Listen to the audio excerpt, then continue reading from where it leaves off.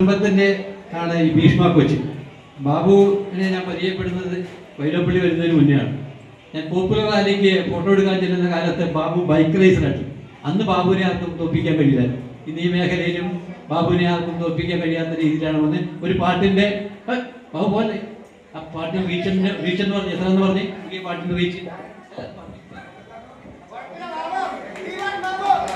അത് നമ്മൾ പറഞ്ഞു. എനിക്ക് ഇങ്ങനെ മൈക്കിൽ അധികം ഒന്നും പ്രസംഗിക്കാൻ അറിയില്ല.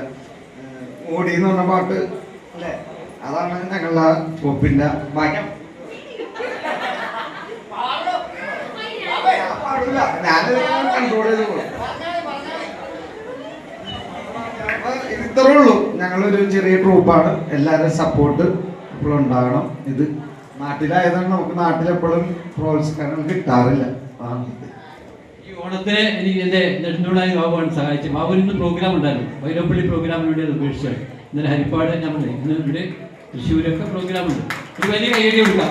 ബാബുവിനെ നമ്മളെ വൈകിട്ട് നാടകവേദി നമ്മൾ ബഹുമാനം ആദരിക്കുന്നുണ്ട്.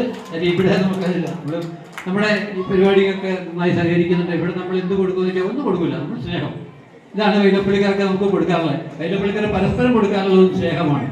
ആ സ്നേഹത്തിൻ്റെ ഏറ്റവും വലിയ പ്രതീകമാണ് ബാബു. ബാബുവിൻ്റെ ഫാമിലി നന്നായി സഹകരിച്ചു. എല്ലാവർക്കും നന്ദി. ബാബുവിന് എന്തെങ്കിലും പറയണ്ടോ? ബാബു ഒന്നുമില്ല. അപ്പൊ നമ്മൾ പരിപാടികൾ അവസാനിക്കുന്നില്ല. കളിയും കാര്യമായി വടംവലി. സഹീന്റെ മക്കളും അറബിക്കളുടെ റാണി. ആരുടെ വടം?